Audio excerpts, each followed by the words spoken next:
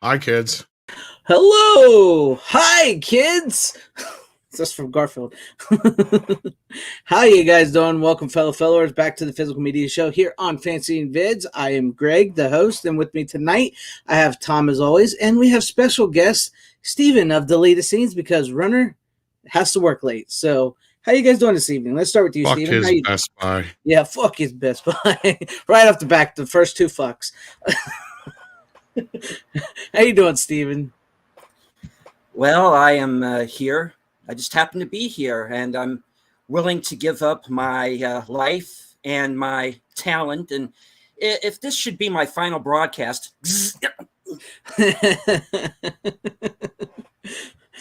Some of you, I did not. What was that?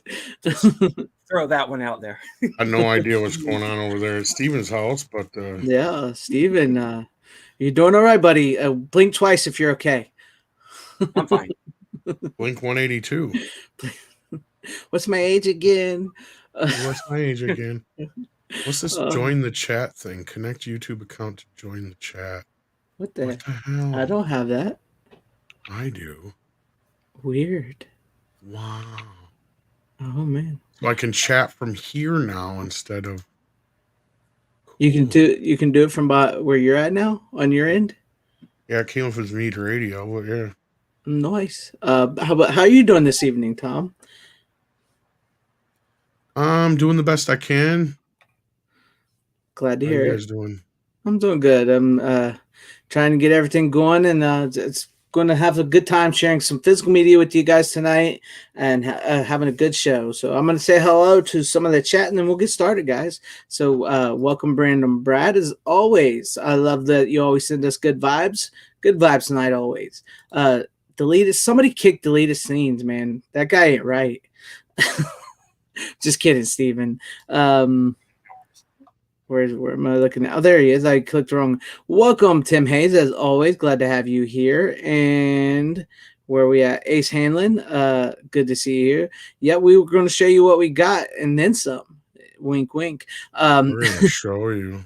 We're going to show you. We're going to give you the full Monty physical media. Oh, my God. Welcome, Stephen Luther. What up to you as well? And Doba Fett. Amen to that, Dick. You got my reference. Yeah. What?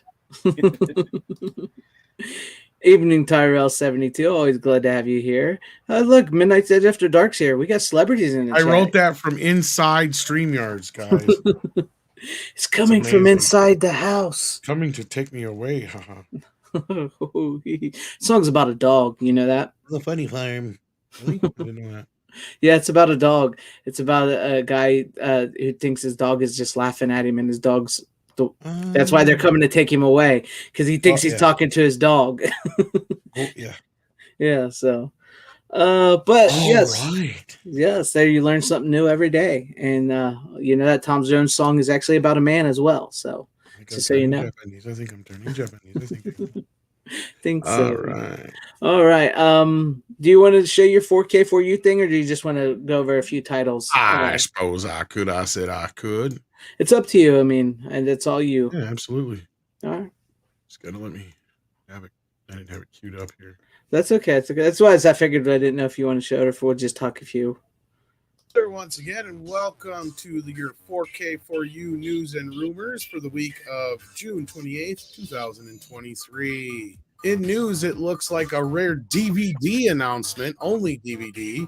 Teenage Mutant Ninja Turtles 2003 to 2010 series and Turtles Forever will be getting a complete box set release on 7/25. I'm not sure if Turtles Forever will be the TV cut or the DVD cut, which was shorter. I'm going to assume it's going to be the latter, but until we find out more, I'll let you know when I can. The Flash, here's a look at the Best Buy exclusive 4K. That's coming August 29th. Here's a look at the Babylon 5 4K release of the new animated film. That's coming out August 15th from Warner Brothers. Here's a look at Asteroid City. I'm sure this is tentative for now, but it'll probably look like this. This is coming August 15th. Now, it only has a Blu-ray announcement and DVD for now. This has been a common thing with Universal. I'm a little confused why this is not getting a 4K. It was shot on film, from what I remember hearing. So stay tuned on that. Universal's been releasing 4K editions down the road and foreignly we'll probably discuss that on 4K for you, if not today, at some point. I Still Know What You Did Last Summer is coming to 4K on the 26th of September from Sony, and Sony will also be releasing The Legend of Zorro on August 22nd. That's the second film. Sleepy Hollow will be hitting September 5th, as we've reported before, but here's a look at the standard 4K and the Steelbook art. Nightmare Before Christmas has been officially announced for August 22nd. Here's a look at the tentative art. We got Monster Squad coming from Kino Lorber. That has been confirmed. No date yet. And speaking of no dates yet, Fletch and Fletch Lives will be coming from Kino Lorber, but only on regular Blu-ray, but from new 2K scans. So we also have some rumors here for you. One that's a pretty solid rumor, both of these actually, coming from Shout Factory. The Blob 4K from 1988 and Pumpkinhead 4K. They're in the rumor category for now, but they've pretty much been confirmed. And another rumor is The Others coming on 4K. And that's all we've got for you this week on 4K for You News and Rumors. See you on the show. All righty then. I hope we gave you guys some titles to think about there. That's everything that's coming out. When he brought up no dates yet there, I thought you were talking about me, Tom. I'm sorry. That was a bad joke. It just popped in my head. Anyways, yes, there's some interesting titles there that I really want to see and get to. And oh, there, look at that. That's pretty cool. I'll hang on to my current Blu-ray of Fletch. It's autographed by Burton Gilliam from the Bell Bearing Scene. Oh, that's cool. Yeah, definitely hang on to that. Definitely. But there you guys have it. I hope we gave you guys some good titles there. I know I'm looking forward to Monster Squad, Sleepy Hollow, Fletch 1 and 2. I would like to get from picked up on Blu-ray. So we'll see how all that plays out. But with all that being said, let's go ahead and just get into the titles tonight. What do you guys say? You ready to go, Steven? You let's go up with you, Steven. What do you got? What's your first pick of the night? All right. My first pick of the night is the 4K of Cliffhanger. Nice. And you're blurry. Oh. Damn it. Okay. It's okay. We can make it out. We're good. Yeah. Well, 4K for Cliffhanger. I got to see this over the weekend, and man, this movie really holds up. It's from 1996. It's basically Die Hard on a Mountain with Stallone. John Lithgow playing this over-the-top British villain who hijacks a treasury plane and kind of fouls that up, and the plane crashes. Both planes crash. He loses the money. And basically a bunch of mountain rescue rangers, one of whom is Sylvester Stallone, now has to deal with him. And it holds up. And is that the new steelbook that you had there? It is. Nice. It is. And I was really worried about the effects. How were the effects going to look all these years later? But turns out I didn't have anything to worry about. And it looks just like with I remember. Practical effects, you usually don't. Indeed. Yeah. But I'm so glad you brought this on here because we have never talked about Cliffhanger on the show. Not even one time. We have talked less about it than Scream. Or Snyder films. I'm just giving you shit. But no. Well, wait a little bit. No. No. Don't you do that to me. No. But yeah, I do like Cliffhanger. I still have the old 4K. So yeah, it's a classic film. Classy and classic. Yes. Indeed. Yeah. Yes. And like Tom stated, practical effects. There's not a whole lot, if any, CGI at all in this movie, and I don't think there is any. Yeah, it's all practical and miniatures. I think that came out in 93. Yeah. 93. What did I say? Something like that. I don't remember 93 or 90. Yeah, I think because this is the anniversary. But yeah. Okay. It came out in 93. Yes. 93. Yeah. 1993. He could have saved a raccoon if he was really tried. uh, Oh yes, well. but it is a good movie. It is a good first pick, and I do like Cliffhanger. It's a classic. It's one of the Stallone movies that I think is often overlooked by so many people. Raccoon, wrong movie. It's Ace Ventura Part 2, right? Where he does that? Yeah. When Nature Calls You. Yeah, when Nature's Called. I had to think if it was a sequel or the first one there for a minute. All right, Steven, any final words on Cliffhanger before we move to Tom? Anybody who hasn't seen it, check it out. It holds up. It's a great movie. I'm glad you got your 4K player and your 4K TV, right? Don't have a 4K TV, but I do have a 4K player. But like I said before, I can definitely tell the difference.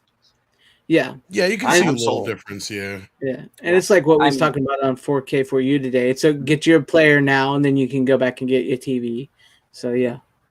When I saw the 4K for The Thing, that really sold me because I was seeing details in that movie I'd never noticed before, and I've seen that movie 100 times, easy. Yeah, and that is a great 4K. It is, and for the first time watching that movie, I got scared. For the first time in 40 years, I got creeped out. And I'm like I said, I'm seeing details in there I'm not noticing before. And I'm like, God, that's really unpleasant, isn't it? It's like seeing it for the first time all over again. It really is. Oh my God, that's an arm where an arm shouldn't be. And I'm like, okay. So that happened. It's true. Yeah. It's true. Yeah. All right. Good first pick, Steven. Bring in your game. What do you got first, Tom? What's your first pick of the night? Well, you know what? Since I brought this up on 4K for you earlier, talk about this.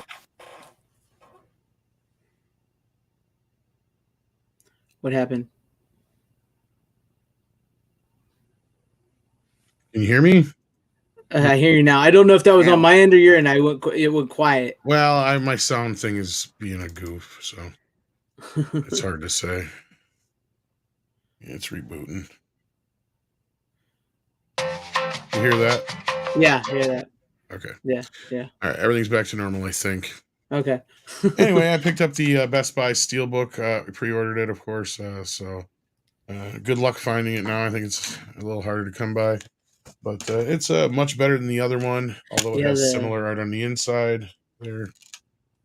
But as you notice, there's only one disc in here. And they did not carry over any of the special features outside of the commentary from the Blu-ray. So if you have the Blu-ray, you're going to want to hang on to that because, yeah, the documentary and stuff is not on this. Now, the picture looks amazing. Mm-hmm. The sound, on the other hand, not so much. It's still the same old VHS sound. They have not fixed the music yet. It sounds kind of shitty. It's not the greatest, but the picture is good. Do hang on to your older Blu-ray, but no, overall, I mean, the film's a classic. Mm-hmm. I mean, it's a movie I've seen a million times myself. It's a great story.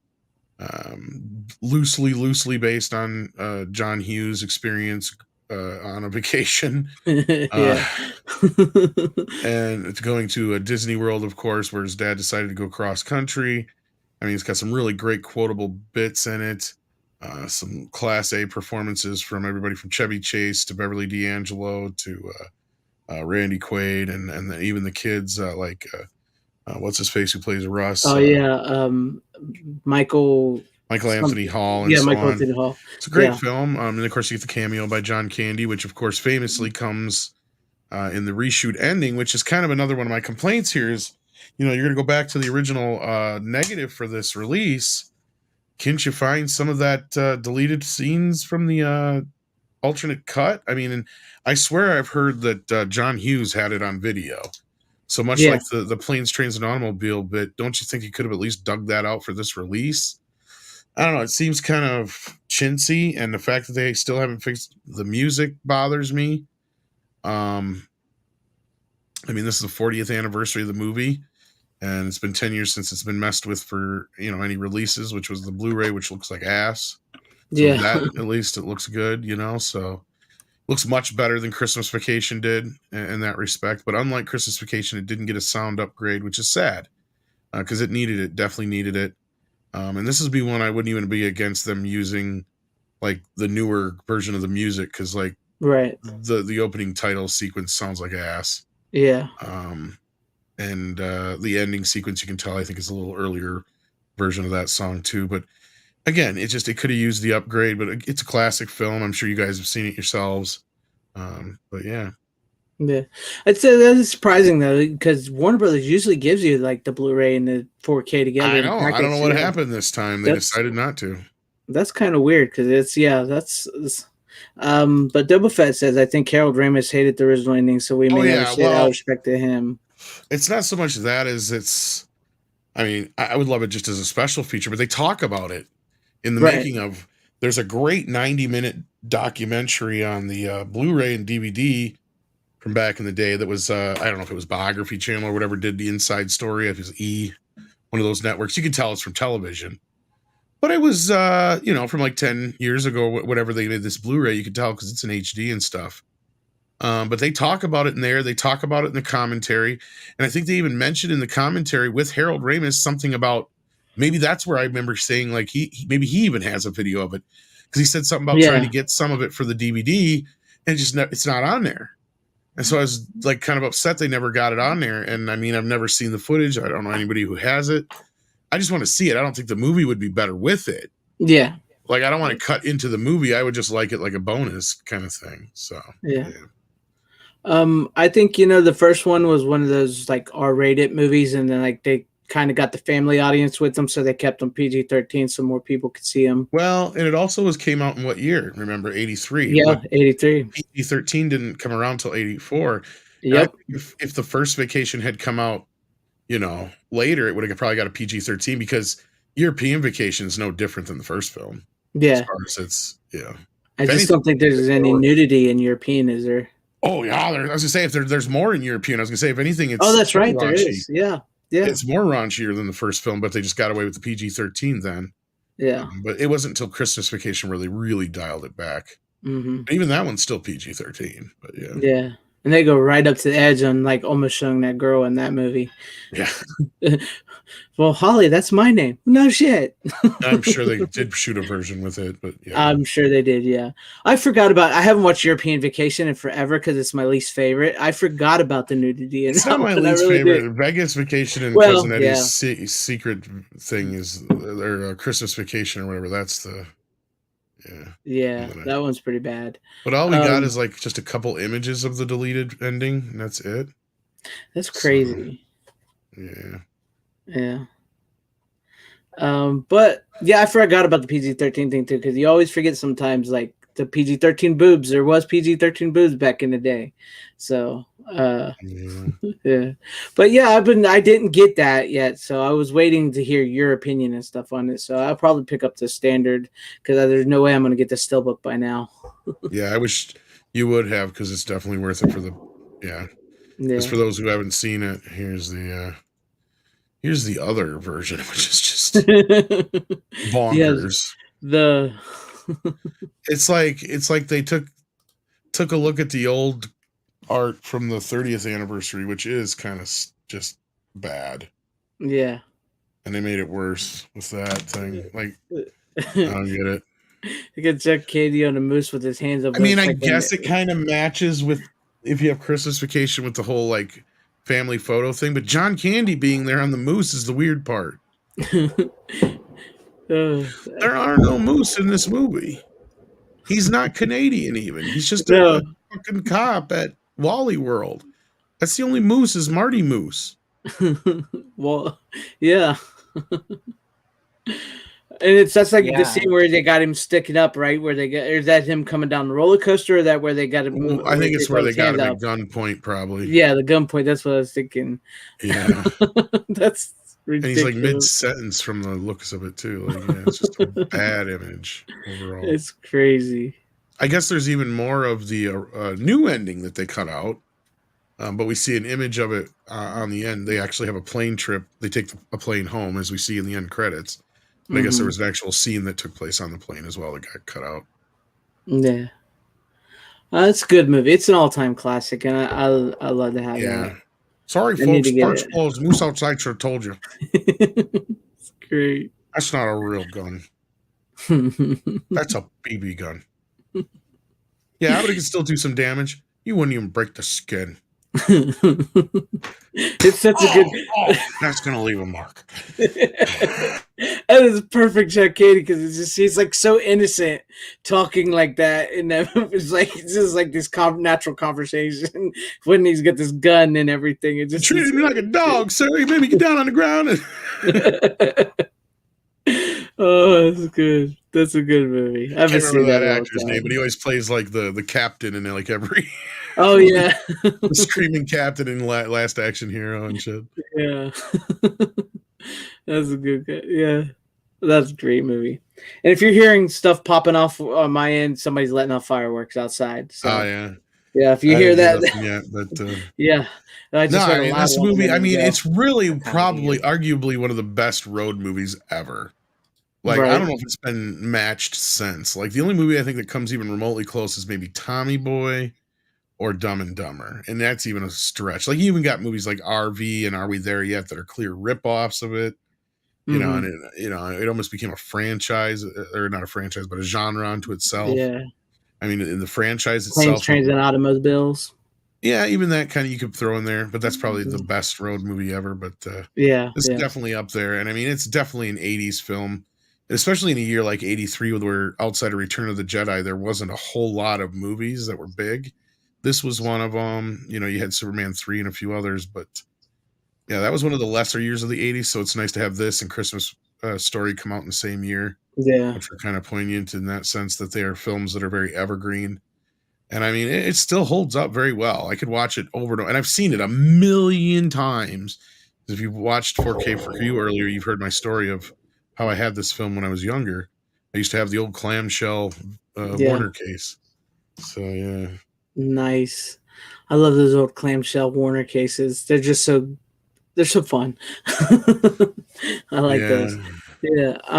Okay, that's good sign. I'll probably get that on 4K. Oh yeah, it's a decent transfer. Definitely got to get. I don't know if the archive did the transfer or not, but I also had learned about, like I was bringing up earlier, about this process, because we just talk about DNR, which is a specific thing, but there's something else that they've been doing to these movies, and it's this neat program, I guess. Well, this is the beta version, but this is the way my tape looked too. Yeah, that's I love those.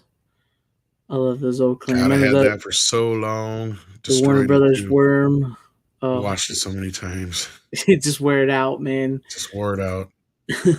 Yeah, but the neat now that makes sense, because we've noticed some of this, and we couldn't quite put our finger on what it is, because it's not quite DNR, but it seems like DNR. It's making things fuzzier or pulling out detail, and yeah, whatever it is they're doing, they're getting better with it now, because a lot of the more recent releases have been much more balanced. And that's what neat is. It's this app, I guess, that helps balance out the grain throughout the film. Mm-hmm. So I guess if you got it really cranked up, I'm sure things would look like, some of the Paramount titles we've bitched about, or Planes, Trains, and Automobiles, for instance, and stuff like that. So hopefully, even though I don't think that comes from the best of scans to begin with. It wasn't. Hopefully they get that figured out over Paramount, because that's getting ridiculous there with them. Yeah, and Blues Brothers is a good road movie. There's a lot of great road movies, guys. Yeah. Don't get me wrong, but I mean, this is like one of the top of most of the popmost, top 5 easy, if not top 2 or 3 at least. Mm-hmm. I mean, it really captures an American vacation. Yes. In that era. Ironically, it's being written from a viewpoint of the 1950s, oddly enough, when John Hughes actually went on these trips, because I think the actual story is like Vacation 59 or something like that is the name of the story. And the Christmas Vacation one's called like Christmas 57 or something. I'm sure I'm getting the years flip-flopped or whatever, but yeah, like in the original National Lampoon magazine that they were written in. But yeah, this is also a movie that kind of got John Hughes his start. Harold Ramis, this was like his third or so directing gig. National Lampoons needed a hit. They hadn't had a hit since Animal House, and they'd done like 3 movies in a row that flopped. So yeah, and one went straight to video. So like, yeah, it didn't even get theatrical release. They need it, and it was a welcome hit, and it's got great characters. I mean, Cousin Eddie, of course, we all know. Well, we didn't even mention Eugene Levy either. Yes, Eugene Levy. Who he's great in it with the whole like you think you hate it now, wait till you drive it.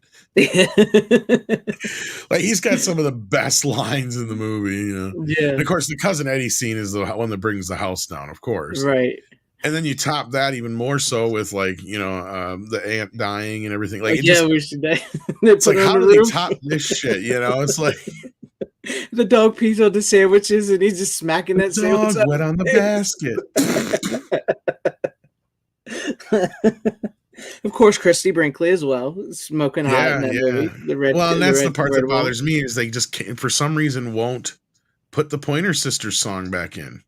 Right. I don't get it. And I think the Pointer Sisters are even a Warner Brothers artist. It's like, what the... Yeah, I wonder what the big deal is. But for some reason, they have that stupid little boy, sweet, that stupid song in there. It's not supposed to be that song. It's I'm so excited. In the TV version, you watch it, it's that. It's the theatrical version, it's that. For some reason, ever since it's been on video, they've changed the song and they've never changed it back. And we've hoped for the last 3 releases on DVD, Blu-ray, and now 4K that they would fix it. And they have not fixed it. It's like, you fucking cheap bastards. Won't even shout out for it. What the fuck is the problem? I mean, it's not like that song isn't in 100 fucking movies either. So it's not like they're the Beatles. I mean, give me a break. I have like 3 soundtracks that it's on. Huh. I shit you not. Like, I know it's on Working Girl, and I'm trying to think. I think it was even one of like Shrek movies or something like that, or whatever. Like, it's not even. That's the thing, Sean. I don't even think it's that big of a deal with the rights. That's my point. Is it's been in plenty of other shit. It's just that Warner just don't want to fucking pay for it for some reason. They're cheaping out. I don't get it. They're cheaping it out on them. I understand that when these the reason they did this, and this happened specifically in the earlier days of VHS and for certain songs, they would just run into these issues where they just didn't have the rights to put them on video that way. So like when you'd watch them on HBO or on TV, you're like, hey, well, why is that song there different than on the tape or whatever? The thing for years they didn't have what was it, the Superstition song by Stevie Wonder, wasn't it? On the video was a different song, you know, another example. And then Wayne's World, they couldn't do the Stairway to Heaven part. Finally, for the Blu-ray 4K, they fixed it after all these years. So it's just a hope that, you know, do I wish Randy Quaid was still acting? You know, he's kind of calmed down a little bit. He's still doing the wackadoo shit. I think he's kind of working his way back to acting, though, because he's kind of really taming some of himself down, but not quite there yet. Yeah, and he started doing conventions. I think he's been in the U.S. I was just going to say, I think he's back in the U.S. So that was the whole thing, is he didn't want to come back in the U.S. because he was afraid of getting he's going to get Heath Ledgered, is what he was afraid of. No, not just that. He was going to get arrested because he owed all that. Yeah. So I wonder if he paid off his shit and, because for him to come in the U.S. like that. So maybe. Yeah, I know. I saw people post some pictures with Chevy Chase, him and Beverly D'Angelo at conventions. So he's been back. So I mean, he's been persona non grata now for about 15 years. So I mean, even in the documentary here, they barely mention him. Yeah, like barely. One of the most popular standout characters. We can't talk about him now. Yeah, because they go through the whole cast, and then they get to this one part where like, and then there was one final piece, and you think it's going to be Randy Quaid. No, it's the fucking pimp. It's like, fucker has one line. It's barely a line. It's go fuck your mama or whatever. It's like, it's like that. It's like that Blade Runner documentary that interviews everybody in the cast except William Sanderson. I mean, I know that's because he kind of lives away from the world, from what I understand. He's kind of out in the boonies and doesn't do interviews, but sort of like still, it would have been nice to have him on there. Just saying. Yeah, I know. I hate that when they do that, and it's like, give him credit where credit's due. Yeah, he's crazy now, but that doesn't mean he didn't turn in one of the funniest fucking performances in comedic history. I mean, Cousin Eddie is just one of those characters that, even though it didn't work on its own in a movie, but everybody would know that. Like, you have to have a Clark for him to bounce off of. That's the thing. And I wasn't too keen on him keep bringing him back over and over again, but he is the best part of Vegas Vacation. Yeah. Government gave us a patch of land up here. Yeah, the part where he throws the chicken on it's in all the trailers, but it's like, yeah, that's the funniest bit in the whole movie. Because the only other part I laughed in that movie is when Russ won all those cars. Oh yeah, that fake ID. That was Papa it. Giorgio. Yeah, and then other than that, I hate like this doesn't even feel like a National Lampoon's movie. It just feels weird. It was the last grasp for it. It actually wasn't a National Lampoon's movie. It's actually just called Vegas Vacation. Maddie Simmons produces it, but yeah, I think he actually directed it too, which shows because he was never meant to direct it. I don't think. I never did watch the one vacation, the Christmas one. No, with the where they tried to like the sequel. Oh, the remake! I almost totally fucking remake. I almost pushed that out of my brain. It's fucking horrible. I never watched it because I just thought it looked horrible. Let me put it to you this way. They did some hotel commercials with Clark and Ellen years ago that are 10 times better than that remake. Oh, and God. They're literally an advertisement for fucking hotels. And they don't really have much to go on, but it's like, oh, it's nice to see them together again. Like they're barely in the reboot quel. Like it's there in a blink. And the dude, I can't remember his name, but got playing. It's like, why? Ed Helms. Yeah. Ed Helms. He's just not Russ at all. Yeah, they could get Anthony Michael Hall or even the guy that played him in the Vegas Vacation almost. Or Galecki. Johnny Galecki would have been great. Yeah. But the whole movie is just basically a remake of the first film. That's the problem. Yeah, that's the thing. It's a remake inside of a sequel, and you're just kind of like scratching your head, and you're just gonna because they even have the chick and go ahead. Yeah. But that's like one of the other funnier parts. But the problem is that Rusty is the straight man. And now he in the remake he's they Clarked him, and I was like. You're right. He's even smarter than his dad in the first. He's as smarter than his dad in every movie, basically. Yeah. And it just doesn't work with it. It's like giving Cousin Eddie again the main movie and then giving Russ the main movie. Because I like that because like in every movie there's like that one great bit where he has like a father-son moment with him and it always ends up turning out Russ is giving him more advice than... True. It's true. And like even in Christmas Vacation, he even tells his mom, he's like, I'll go talk to him, Mom. Even though it's like, I got this. I can't find the Santa Claus. We checked every bulb, didn't we, Russ? This is some of the best lines come from this movie. We're gonna have so much fucking fun. We're gonna be whistling zippity doo out of our assholes. Don't touch, Dad. You need some aspirin. This is true. It's good. It's good movies. Those are good family movies. Maybe not seeing the boobs for the little ones, but they're good family ones. It's clean fun. It's good, clean. It's still clean fun. You got to start somewhere. It's harmlessly like my parents didn't even care when I was young. That was how harmless it is. That's the thing with like in the 80s and the 90s. It's like my parents didn't care. It's like that her in the shower turn around boobs is like no big deal. Nowadays people's like, you can't show that. I mean, really, if you think about it, the lap scene where she puts her head in her lap and she gets stuck is almost more risque than the rest of the shit in the movie. Mm-hmm. And he almost cheats on his wife. I mean, that's the only other part. Yeah. Like, other than that, it's pretty innocent. Yeah, you have the scene where they're underneath the covers and he comes up with the underwear or whatever on his finger, and shit like that. That's a little whatever. But in the shower scene and the scene at the pool. But, I mean, really, they try to have sex at the only time they try to have sex is when they're in the tent and the dog's fucking chewing at the fucking... So they never get anywhere. It's like, it's really innocent. For the most part. I mean, I was watching this movie when I was 4 or 5 years old. Right. I didn't have, my parents didn't have much of a problem. The Police Academy was technically worse. Yeah. But it's like you said, it's like a snapshot of an American Vacation back at that time. Because back then, nobody really gave a crap. It was, I mean, people were fine. Nobody was complaining about anything or worried, You can relate to somebody in the film. Either you're, young at the time you see it, so you can relate to Russ or Audrey. Or like now, I relate more to Clark. Clark, yeah.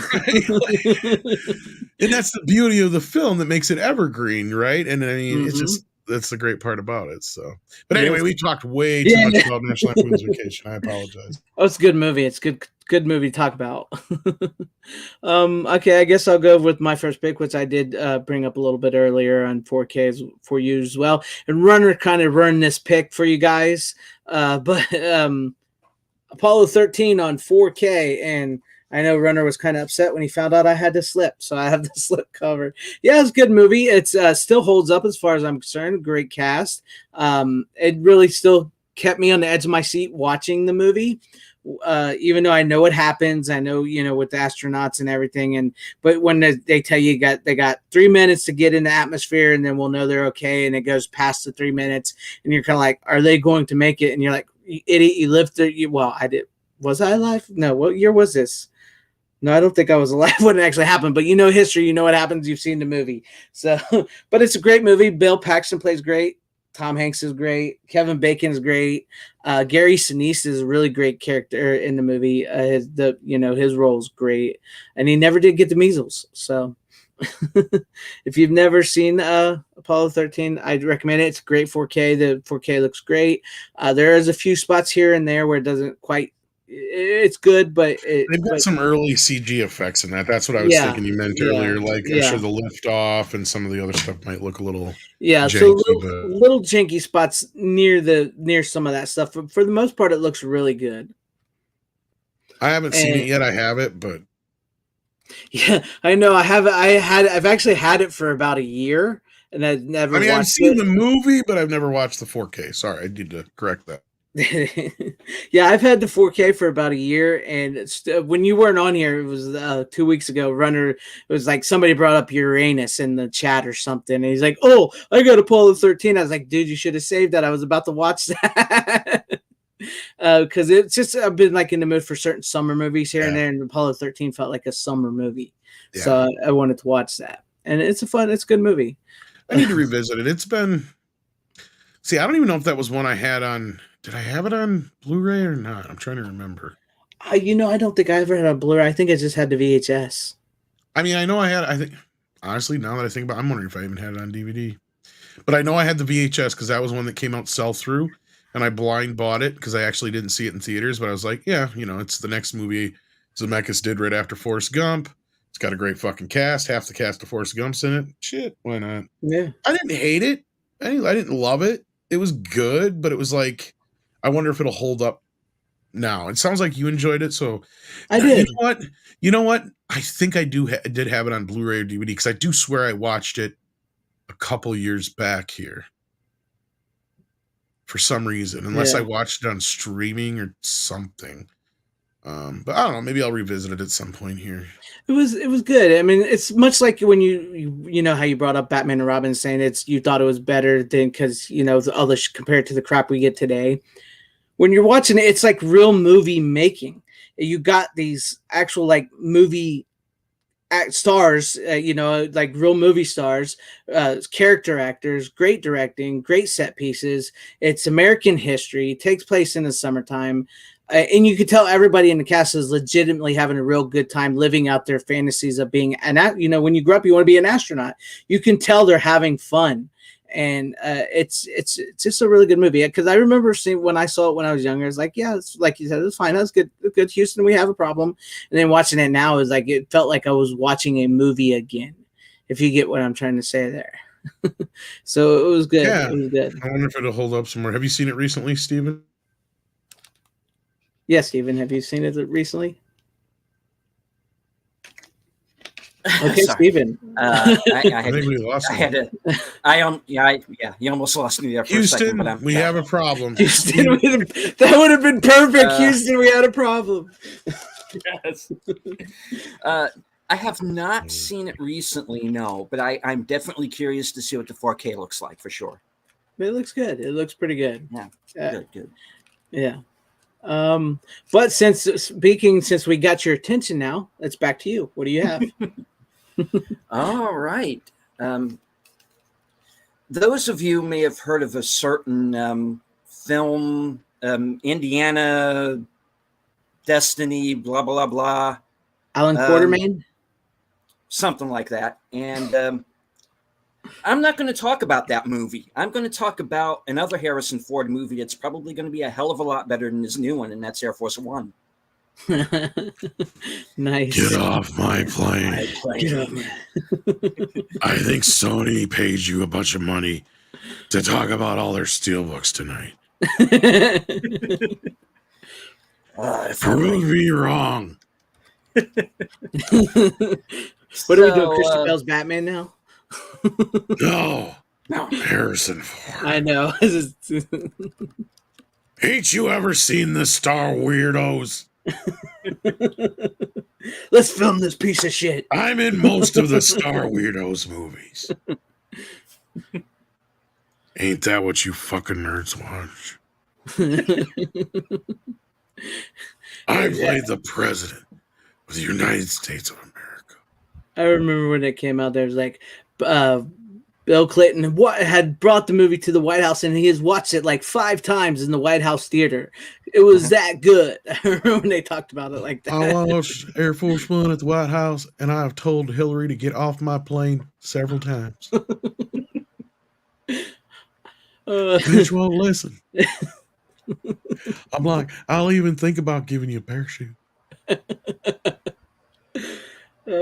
Old Monica Lewinsky sneaked in there. I docked my plane in her airport.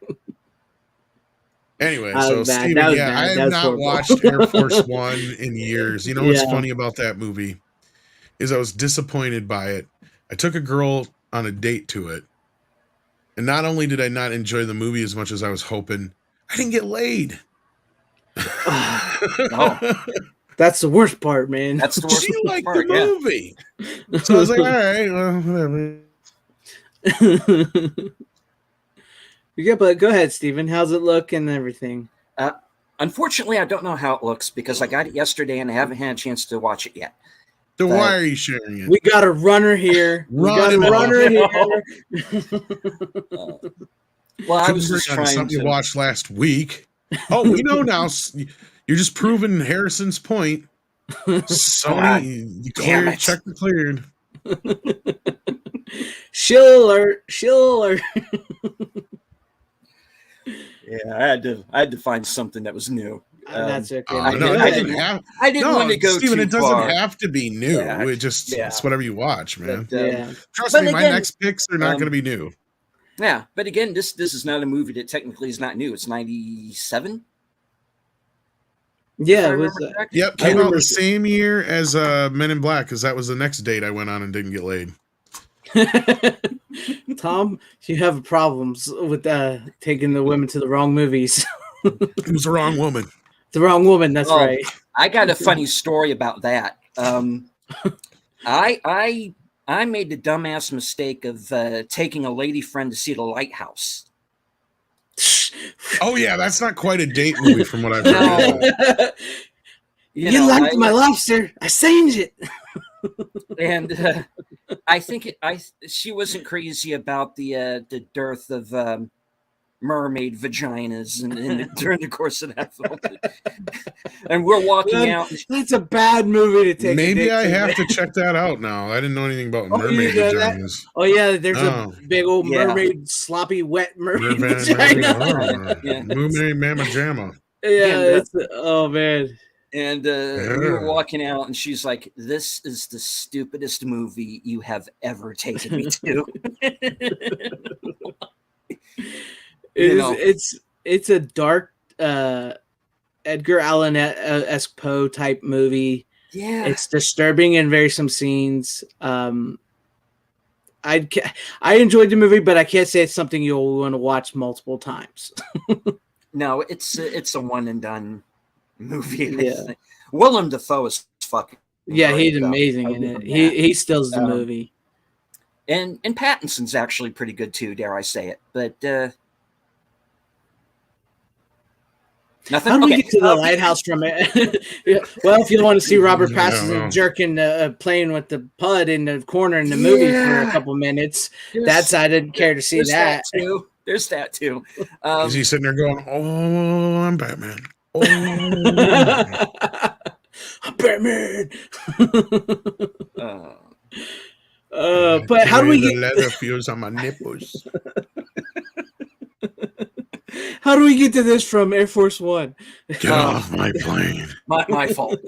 Well, we have another Harrison Ford movie opening tomorrow in theaters nationwide. I'm not a shill like this kid, but you should go and see. What the fuck is it called? Indiana Jones and the Dial Soap. The Dial Soap. What? Uh, The Dick of Destiny.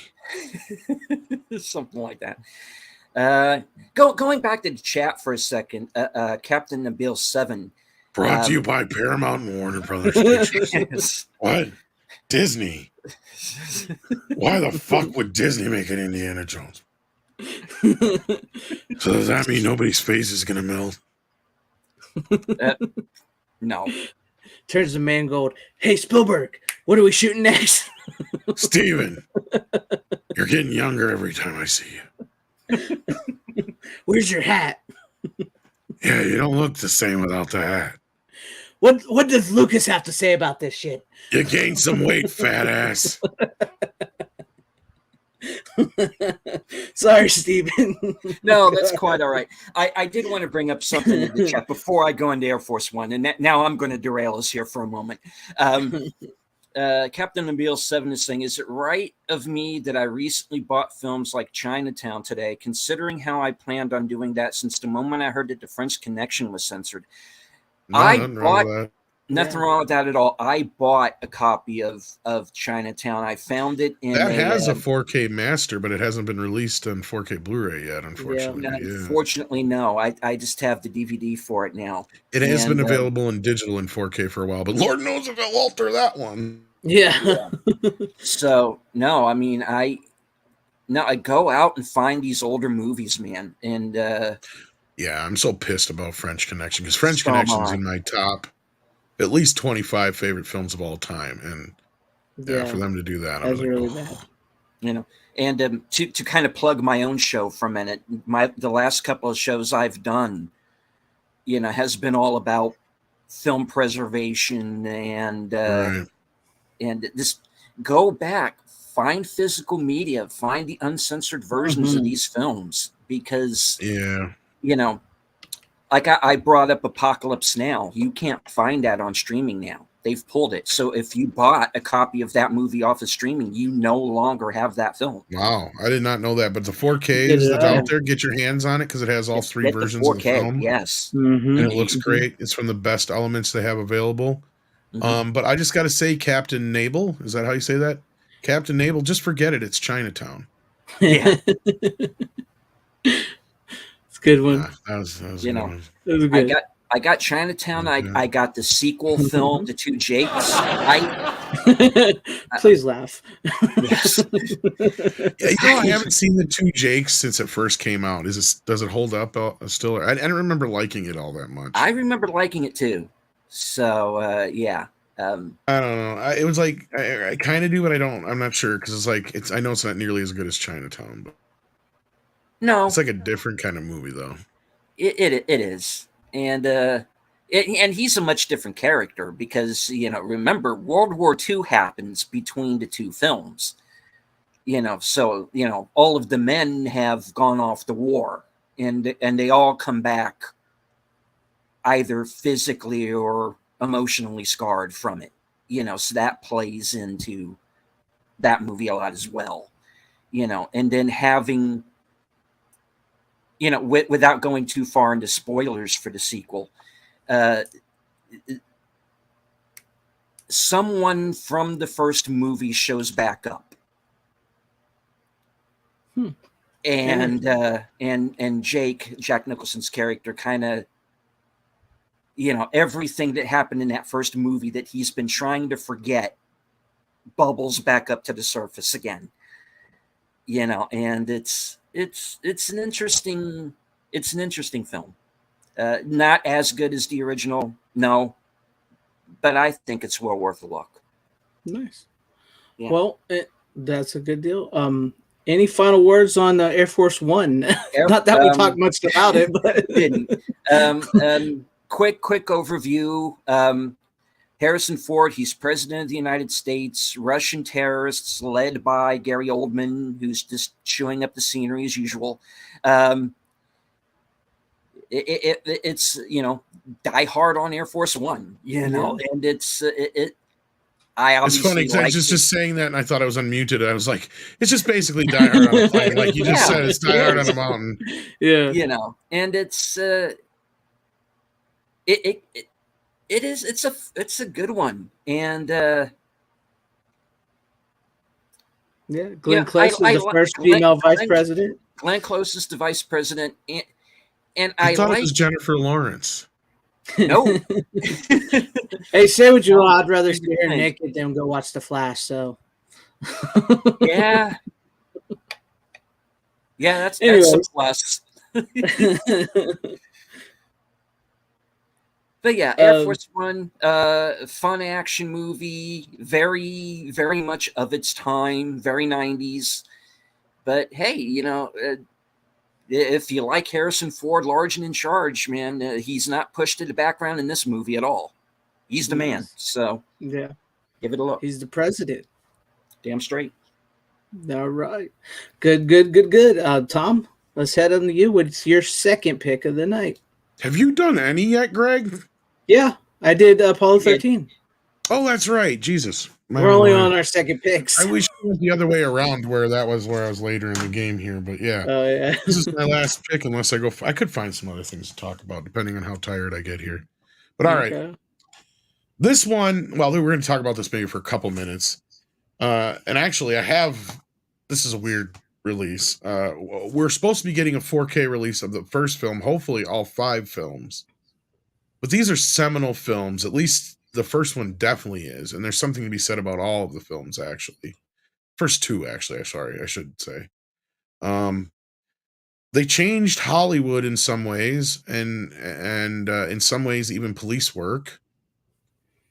And, we've done a lot of ESG videos lately, and I was watching the making of the second film, and this documentary is from like 15 years ago.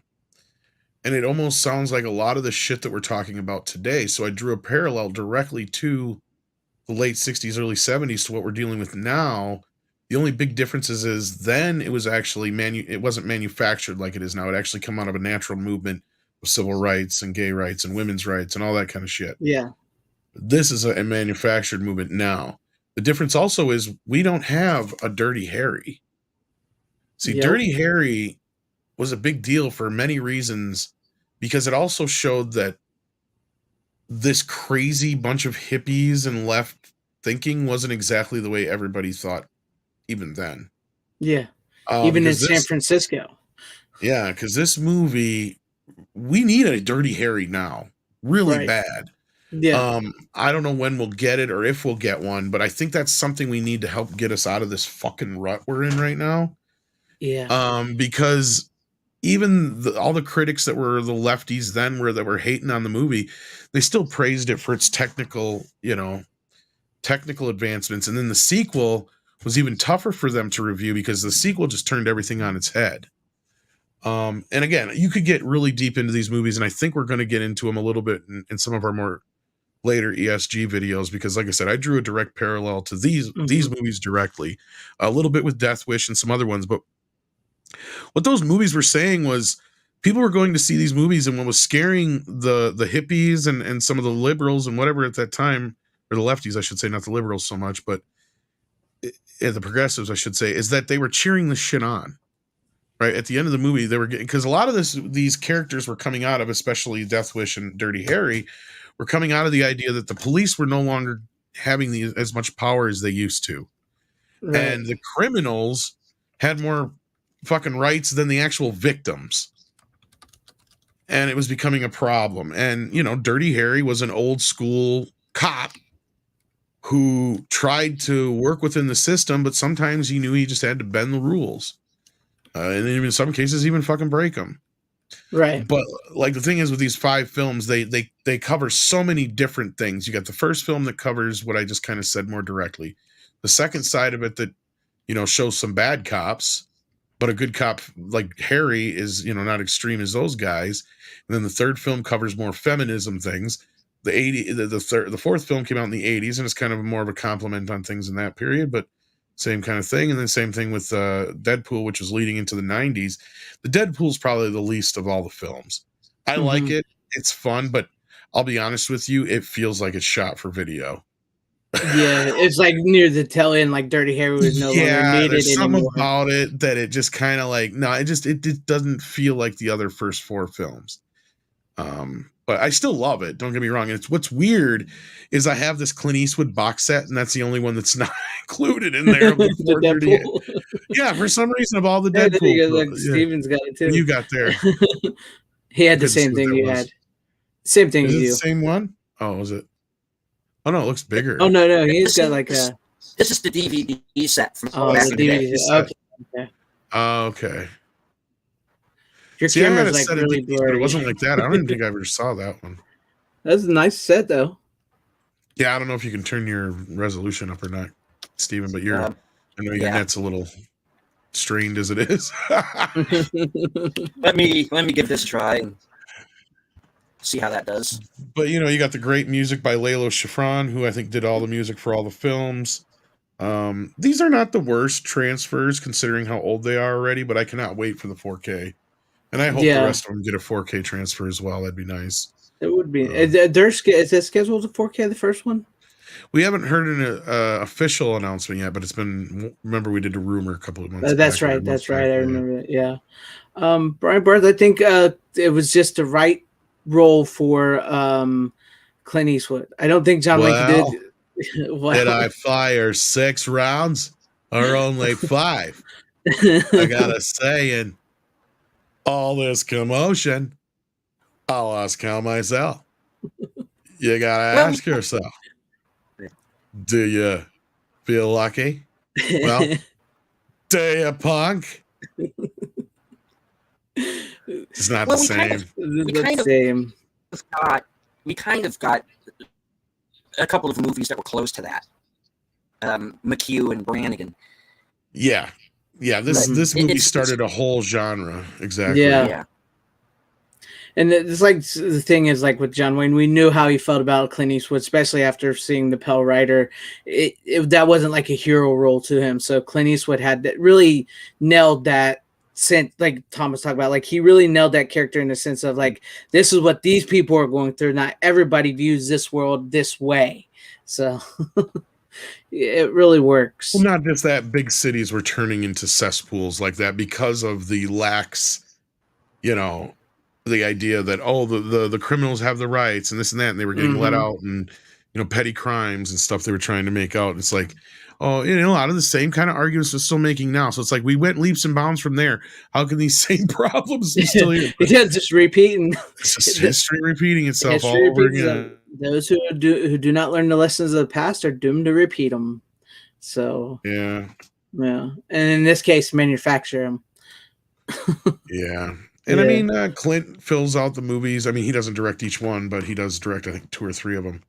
And I mean, some of his regulars show up. In fact, there's some people who show up more than once in these films. Either they return as the same characters or they actually play different characters in a couple of the films, which is kind of neat too. But yeah, no, I mean, these films are great. They've tried kind of canceling him already and stuff like that, but I don't think it doesn't really work. He's too fucking old to give a shit. Yeah, plus he's Clint Eastwood.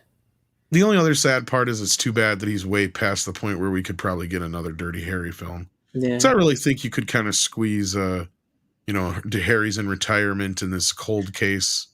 I mean, if his son was just a bit of a better actor, because he looks pretty damn close to it. They could really do like a Dirty Harry father-son type thing. Maybe. Yeah. You'd have to believe that Harry had a kid at some point. Yeah, at some point in time. But I mean, he does like the ladies, so yeah, it's true, it's true. But you're right. We need that Dirty Harry. Like, I know we got John Wick, and I like the John Wick movies too, but they're not quite on the level. They're not Dirty Harry. We need somebody who's just out there, just like, go ahead, punk, make my day.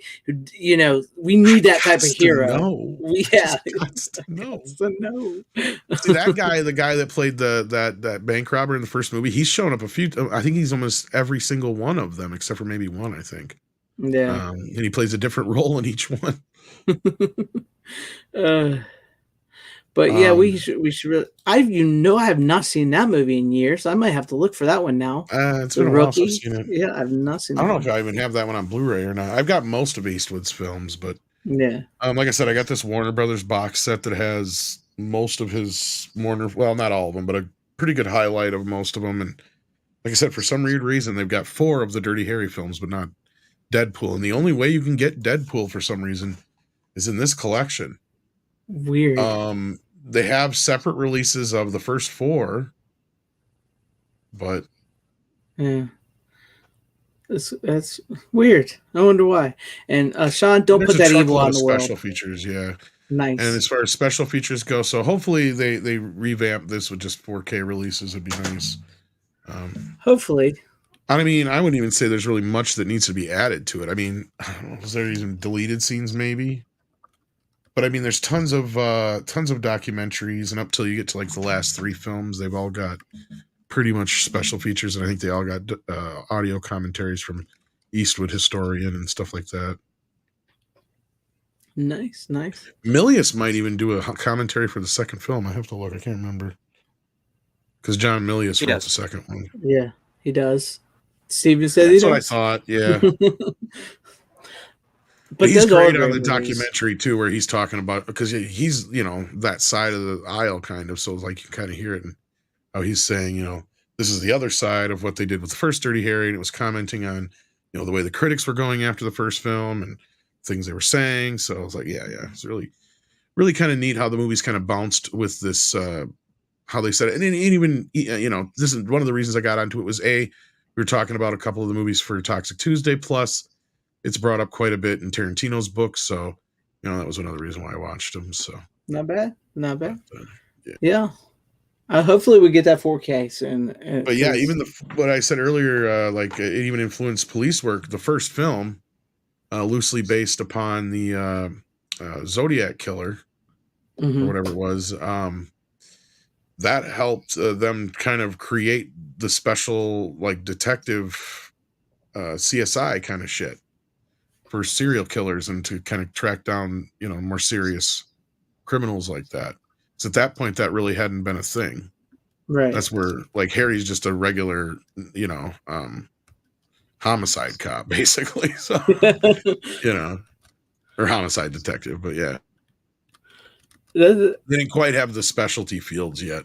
Yeah, they didn't quite have the CSI, all that stuff like that. Yeah, and this movie kind of helped with that because, really before this, they hadn't really had a concept, or really there hadn't been too many registered, like serial killers, although I'm sure there was plenty. But I mean, outside of like, Jack the Ripper and the few rare ones that would pop up here and there, it was the 60s kind of brought on this with the hippie movement and other crazy things that were happening, brought on this whole wave of serial killers. Brought out the crazy. Yeah, you had like Son of Sam, and then the Zodiac Killer, and who else did you have? Was it the Black Dahlia or something like that? That was in Hollywood. Was also this people think is a Zodiac at the same time, and then you had what's his face, the good-looking guy, Ted Bundy, and, Ted Bundy, and all that stuff. But otherwise, I mean, even you can't even really technically call like Ed Gein a serial killer because it's even questionable how many people he actually killed. I mean, at that point, I think it was only like 2 people really. He was mostly more prolific. Yeah, he dug up bodies and made utensils out of it. Really, he tended to dig up fresh corpses, and basically they can't prove that he killed his brother, but they think he killed his brother, and then there was like one other lady that he killed. But I don't think there was any more than that. Maybe I'm wrong, but it's been a while since I've read up on it. Did he kill his mom, or was it that she died and he was very upset when she died, but ladies and gents, that's where you get Psycho and Texas Chainsaw Massacre. I was going to say, the whole thing with him, doing that shit. Yeah. Anyway, so I can recommend them, but I'd hold off for now and see what Warner Brothers does. I know they advertise it in their 100-year thing, and we got the rumor of the 4K, so I'd hold up and see what happens. So. Oh, hold up. I mean, they've been releasing some decent stuff here lately, so I could see it happening. So, yeah, and I don't know what shape Milius is in anymore, Sean. We've been trying to actually think about reaching out to him through avenues and see if we can get a hold of him, but I think he still can talk because I know, and I can't probably say too much, but let's just say, I believe he was talked to in recent years for a documentary, and he can at least talk because he did have, I think, a stroke or a couple strokes or something like that, if I'm not mistaken. But yeah, I don't know about walking and stuff like that, but I believe he can still talk. So cool. Hopefully, you can get a hold of him and get him on there if you can. yeah, I don't know if it'll be possible or not, but yeah, it'd be one of those things that'd be really neat. So Nice. yeah. Well, I guess we'll go to me, and Yeah. since you brought this up, the Dirty Harry Death Wish thing, you changed my next pick because I was going to go to another pick first. But this was one of my Vinegar Syndrome titles that I just got, and I watched it last night. It's called Sworn to Justice, starring Cynthia Rothrock, who is a martial artist master. This is her death wish. She's like a psychologist or whatever, and she comes home, and her sister and her nephew, who's been living with her, has been murdered. The guys are still in the house. They go to attack her.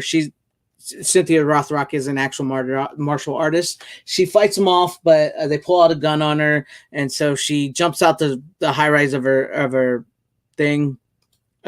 house, and she bumps her head, and they get away. But this is where it sort of different changes from Death Wish and all them is when she bumps her head, she gets a psychic ability. When she touches things, she can see whoever touched that item, what they're doing, what they've done. So it helps her in her vigilante quest to avenge her sister. And so she goes out and she hunts these guys, and Brad Dourif is in it, the voice of Chucky. It was just funny because he gets like third billing, and he's in the movie for one scene halfway near the end of the movie. He was clearly signed on to get the movie made, probably. Exactly. He does, his part is probably the best part, because it's not always the greatest acting, but it's a fun, cheesy martial arts, like Death Wish knockoff with a woman. And I mean, Cynthia Rothrock has a killer ass and great tits.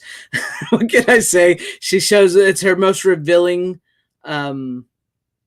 it's her most revealing role to date, so if you've ever wanted to see a little bit of Cynthia Rothrock side boob and butt, that's it. But she goes out and she kills these guys. Brad Dourif, he's actually on trial for killing a police officer, and she's a psychiatrist, a psychologist, whatever, and so she's trying to help get him off, and she discovers that he has mental issues. He accidentally killed the cop because he thought the cop was his abusive father, and it turns out he was actually part of the gang that killed her sister. So she gets information out of him, and also Chekhov from Star Trek, Walter Koenig, is in the movie. He's a studies her to see if she has psychic ability. He's only in one scene as well, and he goes from a German accent to a Russian accent to a British accent to back to a German accent in the movie. So it's pretty fun, but the fight scenes are great. She's because Cynthia Rothrock is an amazing fighter. So she, it culminates into her finding these guys and just basically killing them all. Sorry if that's spoilers, but that's what you're getting into this movie. Once you know that her family, she walks in and her family's dead. That's what she does. She avenges her family. And it's a fun little movie. I just got it from Vinegar Syndrome. It was part of my halfway to Black Friday haul. Check out my video after the show if you haven't watched it. I would have to say this more than likely was on something that Tarantino would like. This was more than likely something Tarantino would like because he's into martial arts films and all that. So yeah, it's a great little 90s revenge flick. Very much like Tom was talking about in the vein of Dirty Harry and everything. However, maybe I shouldn't spoil that for anybody who hasn't seen it. There's a nice little twist on who exactly is behind the killings and these guys coming into this town and causing all these problems, because they're using ex-cons to do their dirty work and giving them jobs. So that should maybe clue you in on a little bit of who maybe the bad guy might be. But it's a fun movie. If you've never seen it, I do recommend it. I don't know how many more of these are left at Vinegar Syndrome. These are the ones. These titles like this, where it comes out the bottom like this. It's they're like their Vinegar Syndrome, like video store titles that they have, where like these movies were made famous because of the video store, the mom and pops, because they were straight to video. That's where people rented them, so they give you that nice little case like that, and they're exclusive only to the Vinegar Syndrome website. No other retailers sell them, and I have number 4,436 of 5,000. So there's not many left if you guys want to get a hold of this one. So that's why I grabbed it up during their halfway to Black Friday sale. I love Cynthia Rothrock. I think she's an amazing martial artist. She does some really great films. And this was her first film where she got to showcase, because I watched the special features. It was her first film where she got to showcase her acting. She worked with an acting coach, and it was the first film where she got to be sexy. That she talks about that, because all of her other films she was supposed to be this badass martial artist chick. She was never like the sexy femme fatale heroine of the movie or whatever. So it was her first real attempt at that, and it's pretty good. I mean, yes, it's cheesy. Yes, the acting's not great. Brad Dourif makes a great cameo appearance. Like I said, you get to see she's got a great butt. She's got some great boobs. And she still does. Yeah, she still does, and she kicks ass. And it's very much in the vein of Death Wish. It's very, very much in the vein of Death Wish, but it's got like the little supernatural. Like, she's a psychic. She touches things, and it leads her to these guys and stuff like that. And plus, she's a woman, so. And she falls in love and meets a guy, and the guy is also a martial artist, and so they sort of tag team together at a certain point in the movie. But yeah, check it out. It's a pretty good movie if you've never seen it. Yes. Yeah. So I figured, since we was talking Dirty Harry and stuff like that, we definitely need more movies like that, where it's this. I mean, I do think, in a sense, like with John Wick and even the Extraction movies, they're sort of trying to bring that back, where it's this one man, Clint Eastwood, person taking on all these guys and stuff like that. But I don't think they've quite. I mean, yes, they're great movies and they're very popular. I don't think they've quite nailed that new formula for those revenge type flicks like that just yet. You know what I mean? I mean, the first John Wick was pretty damn close, but then after that, they kind of became this huge franchise. Not that there's anything wrong with the franchise. It's just that the first John Wick movie was this nice, small, revenge flick type movie.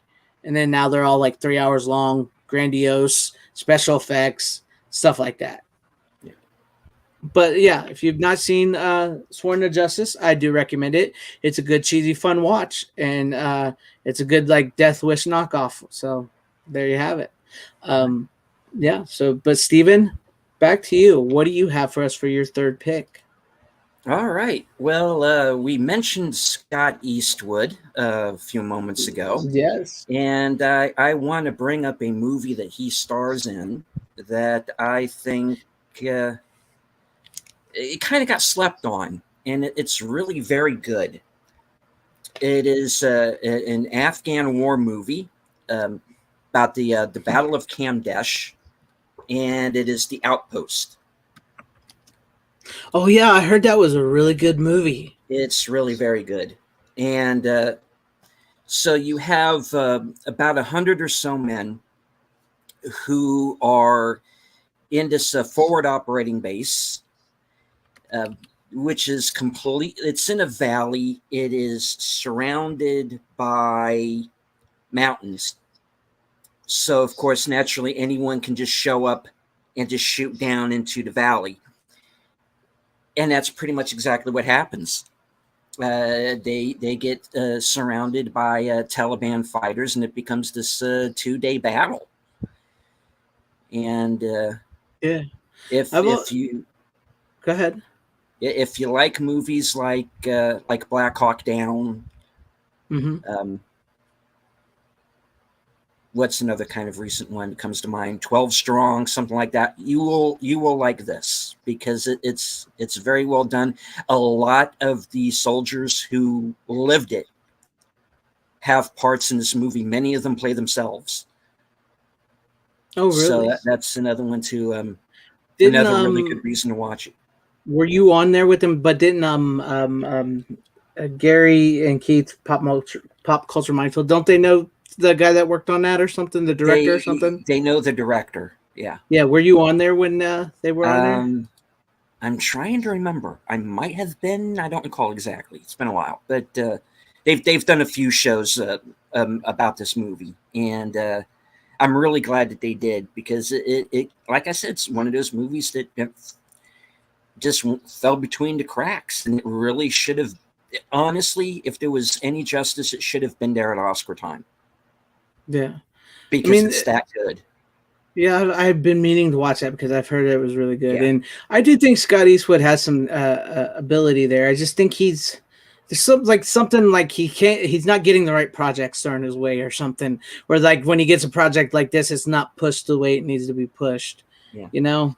But there's a point in this movie where the character he plays, the real life sergeant Cliff Romsha, when he basically does the deed that got him the Congressional Medal of Honor. When you get to that scene, holy shit! You know that he gets that blue steel stare just like his father, and like where that came from, and he's just like a first person shooter game, yeah. And it's really. And that really says something about the directing in this movie as well. It's very well edited. It's well shot. There's people talk about that 20-minute,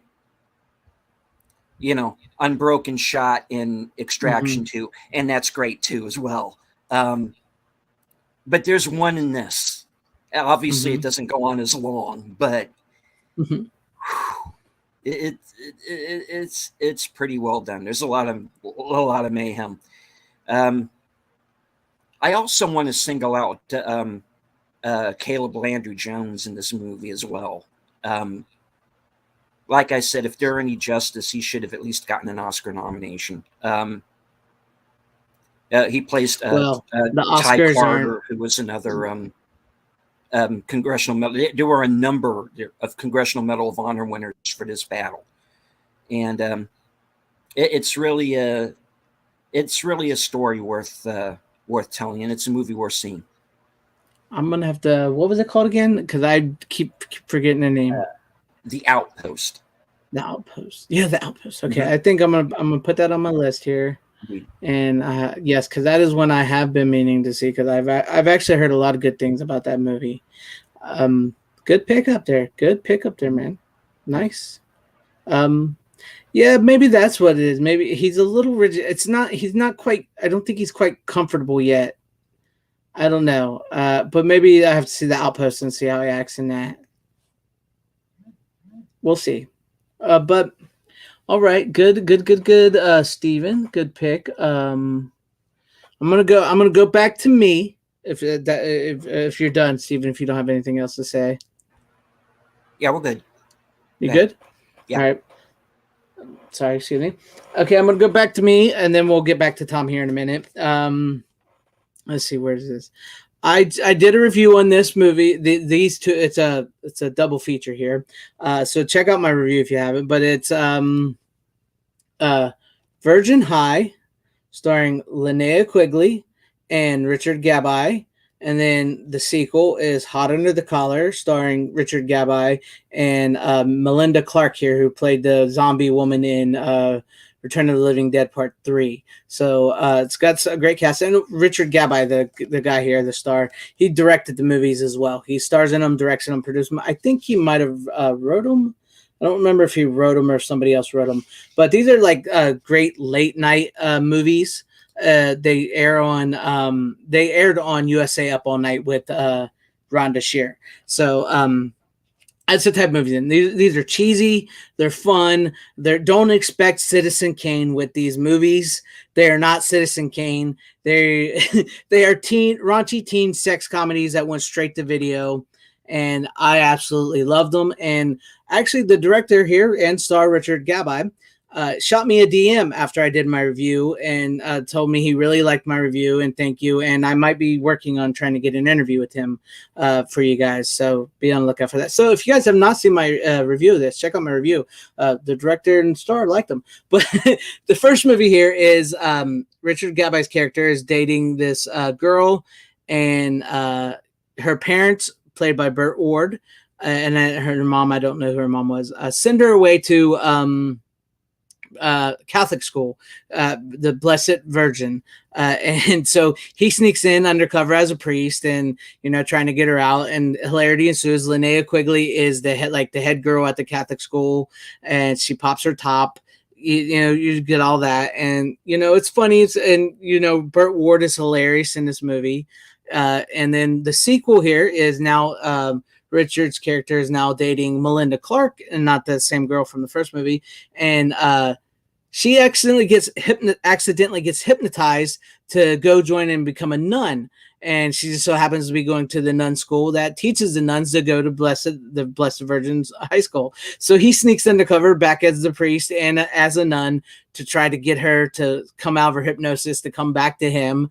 And once again, hilarity ensues. Also, there's a guy hiding out there as a handyman in the nun school who stole some diamonds from some mobsters, and so they get mixed up with him. And it's a fun movie. They're fun movies, and like I said, don't expect these movies to have the best acting. Don't expect these movies to be, like perfect movies. They're not. They're just fun late night comedies. That I think that's something else we're missing nowadays is some fun late night comedies like this. Everybody's all so uptight anymore.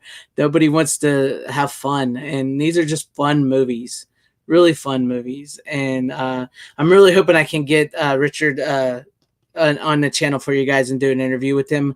He seems like a really cool guy, and so shout out to Richard. And if you guys have not seen these, check them out. They're coming from Culture Shock. This is Late Night Classics Volume 1. They plan on releasing more late night classics, and it says here, where is that? Late Night Classics is a love letter to bygone era films that is not being done on a fun, loving, and consistent basis anymore.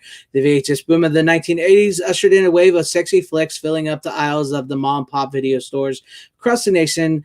And because of demand, there was so much money being made. Brick and mortar retailers saw lofty profits, and television, with all that, and now they're kind of gone.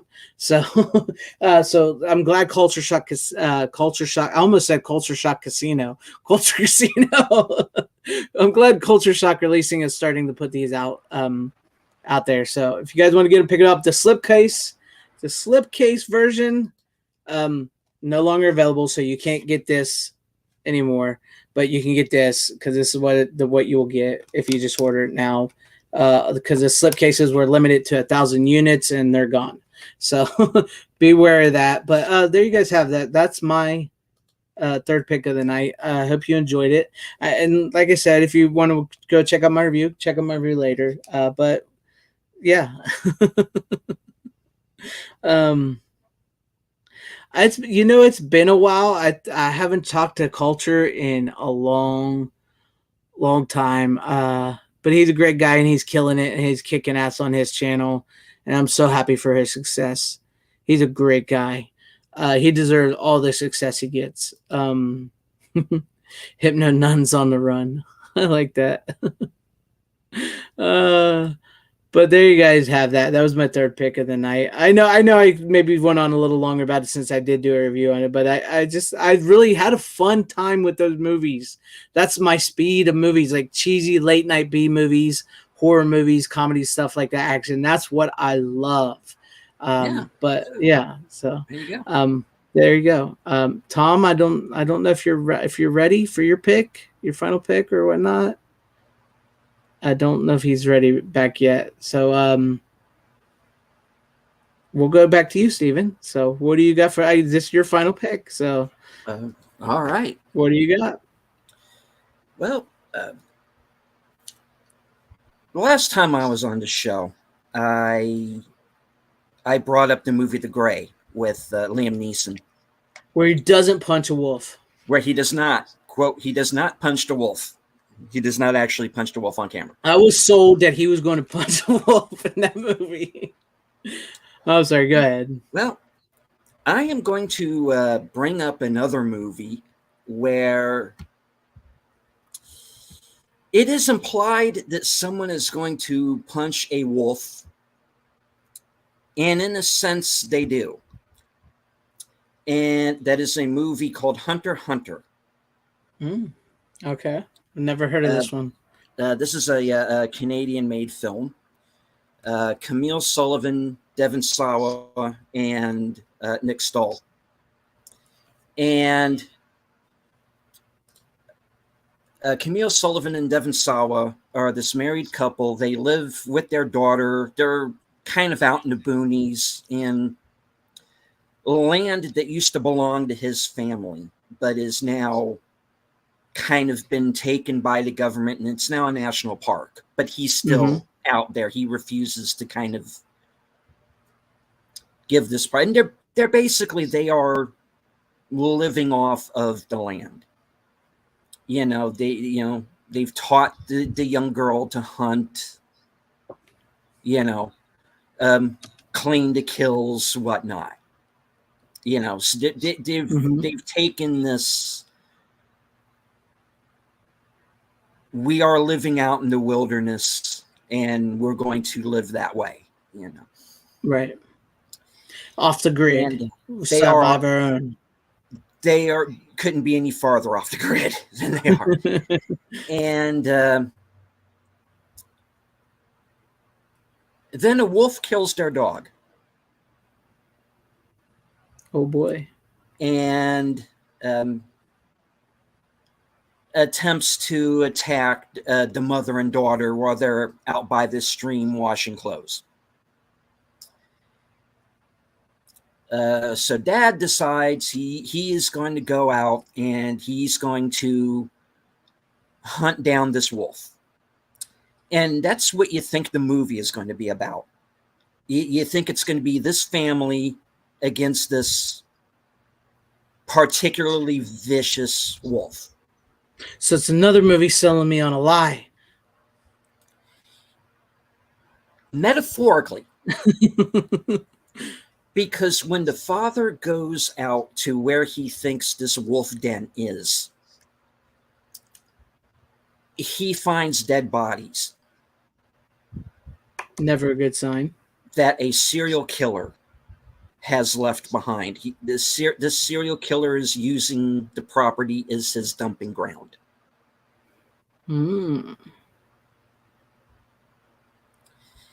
So the father sets up these traps, not to get the wolf, to get the killer, but he's telling the wife and the daughter it's a wolf. Don't worry about it. He doesn't want to freak them out, and also because he doesn't want to go to the cops, because he doesn't want to have anything to do with civilization anymore. Right. So he goes out to quote unquote kill the wolf. And then Nick Stahl shows up at the cabin, and he's all chewed up, wounded, injured. He's just bleeding all over the place, dying. So the mother and daughter patch him up. And without going too deep into spoilers, because I do not want to spoil this movie. I think I get where you're going with it, though. What everything I've said is all first act stuff. Oh. And it basically becomes a movie about who is the true apex predator. Who are the real wolves? Gotcha. And Gotcha. it goes from being what you are led to believe is this kind of man versus nature, the gray, the edge, predator with a wolf. Like I said, it's another movie selling me on a lie where nobody punches a wolf. Metaphorically. Just mess with you, Steven. It goes from being, you think it's this man versus nature story, and it turns into a true survival horror film. Mm. It goes Nice. there. It gets the ending, dark. It gets very, very dark, and that last, well, the whole last act really is pretty brutal, but the ending is going to stay with you. Okay, I've never even heard of it. It is one of the most intense, disturbing endings I've ever seen to a movie. And Camille Sullivan, Google her, look her up, see her in this movie. She should have gotten an Oscar nomination. It's that good. She's that good. And it's a movie that got kind of slept on. It's become kind of a cult thing. But go find this movie, seek it out. Please buy a copy, support it. It's really very good. I'll have to look into it because, like I said, I have never even knew it existed. Never heard of it. Joey in the chat is saying 7-ish. Yes. Okay. Yeah. It goes into some of the. It does go into some of the same territory that 7 goes into. So, yeah, check it out. Nice. All right. Interesting pick there. I don't know if Tom's ready to come, if he's back yet or not, because he said he had to get some prep work first. Do your last one if you want to. Okay. I'll do my last one. All right. Now my last one is technically 3 movies, because I decided to watch these. It's a trilogy, so I put it all together here. I don't know how most people feel about these, but I like these 3 movies. I know some people may not, but I do. And that would be the Underworld, the first 3 Underworld movies. The first Underworld, Underworld Evolution, and Underworld Rise of the Vikings. To me, this is like basically one very long movie. After these, they just turn into Resident Evil, cheap, lackluster movies, and they lose what they would. This is essentially like when the Matrix hit, this is like the Matrix for vampires and werewolves, essentially. And I would say they're better than the Matrix sequels, not better than the Matrix, because the first Matrix is a great movie. But if you've never seen the Underworld movies, only watch the first 3 Underworld movies. Do not go past those. I like these movies. The first 2 are some really great. It's got this really great world of these vampires and werewolves. And in the first movie, you learn that there's this war between vampires and werewolves that's been raging for 1,000 years. And you find out within the first movie, you find out how that war started. And it's got a nice little twist on who actually is the good guy and who's actually the bad guys, and the areas of gray and all that. And we get a new species, like a combination of a vampire and werewolf mixed together. And then in Underworld Evolution, it picks up right where the last movie ended, and then one of the other vampire elders comes back and sort of is a hybrid himself and wants to remake the species in his image, and he has a brother. Because I really love the way they set it up. As like, first there was this immortal. He was a human being. He was cursed to be immortal, and he gave birth to twin sons, one bitten by bat, one bitten by wolf, and the vampires went on and became the vampires, like this ruling class, and the wolves became like these slaves. And the one brother had to be locked away because he couldn't change back to human. He was just constantly a wolf. He was a beast. So they had to lock him away. and like what the first movie is, like they're trying to find a human descendant of the first immortal where they can combine the bloodlines, and they do that in the first movie. And Kate Beckinsale, yes, who is smoking hot, and she is the selling point of these movies. Oh, definitely. She's this badass vampire warrior chick who falls in love with the human and stuff. And then within the second movie, they actually go back and you get to meet the first immortal, the guy, the father of the immortal, the vampire. And I really like that they make the werewolves immortal too. Like once you become a werewolf, you also become immortal like a vampire. I love that little twist on the werewolf story there.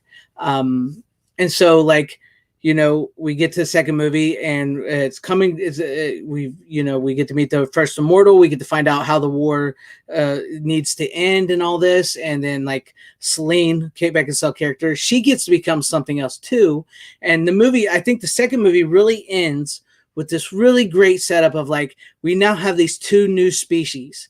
We have this combination of a werewolf and a vampire, and we have whatever Kate Beckinsale's character Selene was going to become because she drinks the blood of the first immortal. And of course, we're showing she can't walk in the day. She's a vampire, and it ends with her and him standing in the middle of the sunlight on a bridge. And you're like, okay, now we have these two new species, and I think that is a really great ending. And then, of course, they went and sequeled it out with her character and ruined it all because she basically just goes back to being this vampire. It becomes like the Resident Evil sequels, and they suck. So don't go past the second movie. Then, of course, we have the Underworld: Rise of the Lycans, which is a prequel to the first movie, which I think is a really solid prequel. You don't really get a lot of solid prequels. The only big complaints I will have about this is it's missing a character from the first Underworld movie that should be in this movie. He doesn't come back. He should be in this movie. And there in the first movie mentions that Lucian, the vampire, Lucian the werewolf, the leader of the werewolves, he had like a brand on his arm from the vampire Victor, and that brand is not showed in the prequel. That should be in there. So that's like the only parts where they falter on keeping the story together. And like I said, after that, just stop with this, watch this movie, these three movies. It's basically one movie because when they go on and do the other sequels, it's basically different writers, different directors, different producers. They lose a lot of the cast. You lose Michael, who is the half vampire, half werewolf hybrid. He doesn't, the actor never comes back. And like the first two movies is all about him and her and what they become, and then like they just basically, and then he wasn't that important after all. So don't go into the fourth and fifth Underworld movies. But they're definitely like products of the early 2000s. Mm-hmm. They're, black leather, martial arts, Matrix style action scenes, really great. Most of it is really practical effects. There is CGI, where especially when you have a bunch of werewolves coming at one time, they kind of CGI it. But for the most part, the werewolves are actually people in werewolf suits, practical effects. Mm-hmm. And the first one was actually shot on film. But they are available on 4K and a 4K box set. They're just 2K up convert. They're 4K up converts from 2K transfer. So it doesn't really matter. Yeah, I'm sure they look maybe slightly better on 4K, but not enough to maybe spend $175 to get them all on 4K because you can only buy all of them on 4K in a box set. And but the first one you can get on 4K separately for like $15. So if you want to do that, that's fine. I like the movies. Like I said, I don't know how many people actually do. They're a product of the 2000s. They're, the heavy metal music, the black leather, the goth to it. It's a goth person's wet dream, personally. It is. It truly is. But Kate Beckinsale, go ahead. Yeah, I agree. After 3, they do start to, fall off in quality. The last one was in my 10 worst of the year. Yeah, it really, it just gets silly after a while. But just leave them alone. The first 3 had pretty much the same people behind the scenes. Yeah, the same. They had all actors, the same writers, the same actors, same directors, same producers. They kept the story straight. They had a really great idea of the world they were building. So, and then they almost Just kind of to interject for a moment. I'm sorry. They almost got David Bowie to play a character in the first movie. That would have been pretty cool. But I would probably seen him as Lucian, the werewolf guy, probably. No, actually, or Victor, maybe that would have been good. He was supposed to be the guy who was kind of like the herald, the vampire. Craven. He was a vampire, but he was supposed, when they came in and they did the ceremony of they're going to, switch vampire kings out, and that the guy who has the monologue. Mm-hmm. It's really early on in the movie, but that guy was supposed to be David Bowie.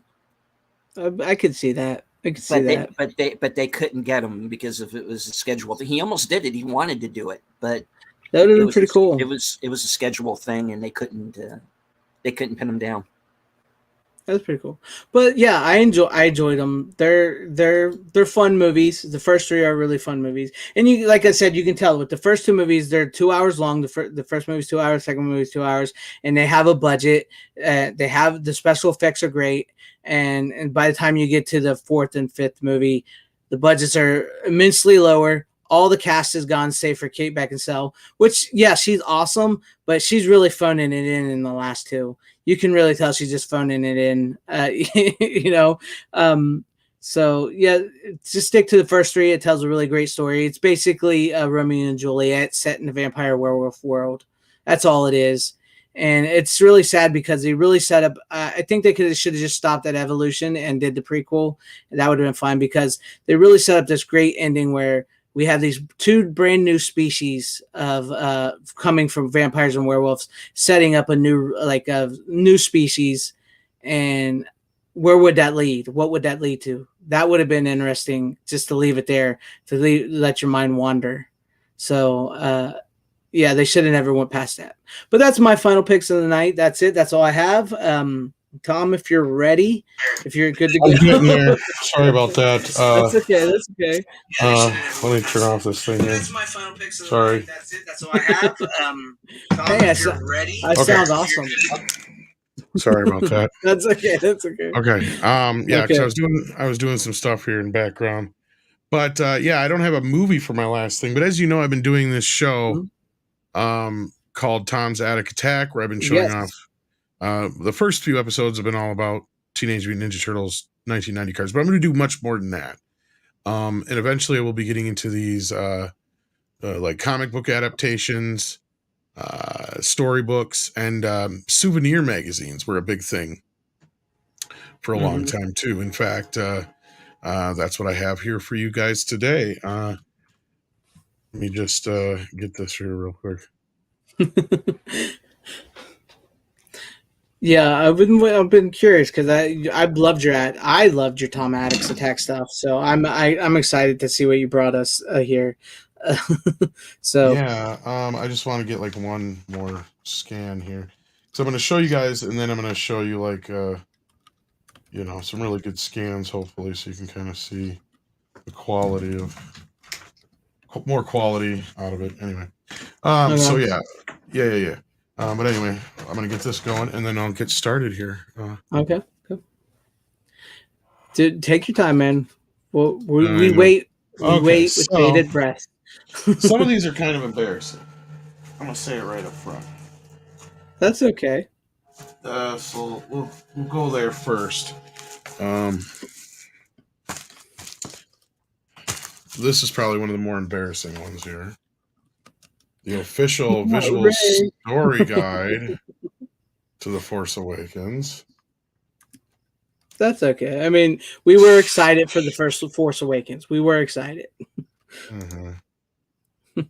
Yeah. Sorry, I'm just finishing this other scan here, and then we can keep rolling here. And then I have this one, which is Star Wars Insider. This is a little different. This is a little later on one. I got a bunch of Star Wars ones. I got a Star Wars Newsweek one. Nice. This is, of course, leading up to the, Force Awakens. This is the Ultimate Guide to Star Wars from Entertainment Weekly. This also came out around time of Force Awakens. So a lot of these are Force Awakens time ones, just like the official collector's edition Force Awakens. This Mhm. is the what basically I'm talking about. And then I have the Phantom Menace still in a bag. It also came Nice. with a bonus magazine and a pack of the cards. And this is an old one. This is the official 20th anniversary Topps Star Wars book here. Nice. Came out with special editions. So yeah. That one's in a little rougher shape, but yeah. But then I have a few other ones here. I used to have a lot more as a kid, man. Of Me course, we have too. the Civil War one. Sweet. I love those. I love those. Pull that out I wish I would have now. kept half of the ones I had because a lot of mine I wasted. I didn't preserve my magazines as well as I should have. Uh-huh. And then we have, this is a prized one of mine. I had this as a kid, but I had to Oh rebuy it. yes, nice. That one there. And here's one I have actually a couple of the same one of, but Sweet. yeah. So okay, let me get up my picture thing here, so we can look at some. Oh, I had some more here. I forgot. Before you show the scans, these are ones I have scans of as well, so it's not a video. But just kind of timely. We have Batman Returns, and Batman Forever, and here's the oldest one I have. Superman. Oh, I want that. Oh, I know. I'm jealous. I'm jealous on that one. It's a tough one to find. I got a good deal on it when I did. So okay, let me get this up and running here, and we'll be able to show you some more better scans of these images here. I actually have the Superman Returns one, the art and special effects of it. Oh yeah, yeah, I have that one. That's cool. Yeah. Oops, hang on here. Yeah, I wish I would have kept a lot of my like Ninja Turtles and Batman and Superman magazines and stuff from that time. I really I lost a lot of them because I used to have did take Freddy's care of Dead them. and some other ones too, and Right. Jason Goes to Hell. I actually have scans of Jason Goes to Hell, but I don't think I have them on here anymore. I can look here. Hang on a second. When I'm done doing this, I'll look for those. Almost done here. We got self-conscious and said, do we have a problem?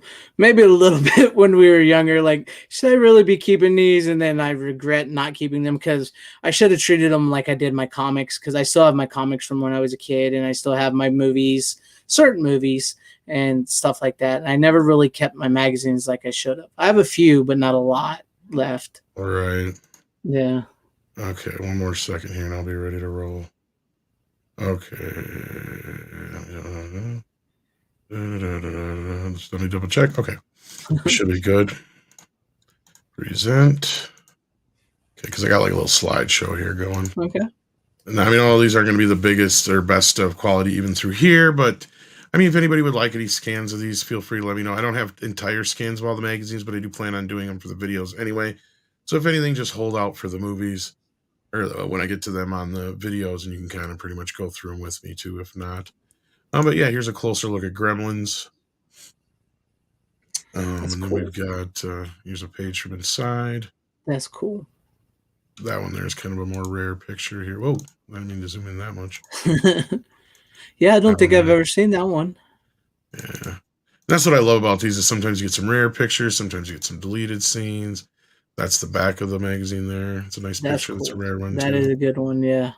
And here, of course, the closer look at the Batman Returns one. Here's the part of the poster from the inside, but this is just a scan of it. And here's the back that has a Batman Returns Tiger Electronics game. You don't really I think I actually had that. Oh, I miss those little handheld games. There's a scan of Batman Forever. And, let you guys look at that for a second while I look to see if I have any Jason Goes to Hell ones. That is actually not a bad bat suit, other than the nipples. I like Jim Carrey as the Riddler too. Tommy Lee Jones definitely hams it up. Yeah.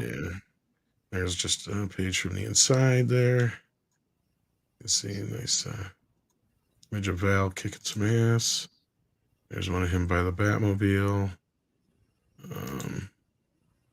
And here's a closer look at Superman. Yeah, and that's one. This is before I took off the price tag here. I didn't want to, but but yeah, it had to. It was bugging me. Yeah, $270 they paid for it. I paid a Nice. little bit more than that. A little bit more than that. Yeah. That is cool.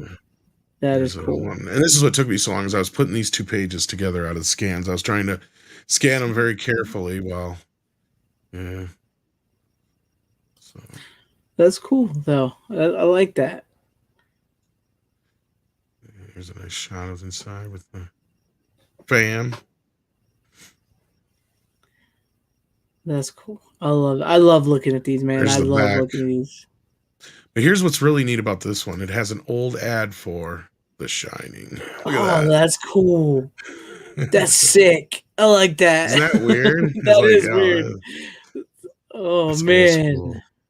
That is great. I missed just when it was announced. Yeah. Yeah. I love the Warner Brothers worm logo. I do. It's great. That is cool.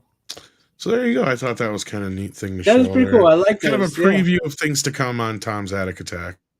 I'm looking forward to that. I will definitely be watching those because I really, like I told you, I love the nostalgic stuff, and that takes me back. That's why I brought back when we did the Batman conversation. That's why I brought on my book and my comic and everything. And if I would have had the VHS, I would have brought on the VHS too. So, but yeah, you've had me looking through my stuff because I haven't looked through a lot of my magazine stuff and comic stuff in a long time, and you've had me looking through my cards and stuff that I've kept to see what I actually have.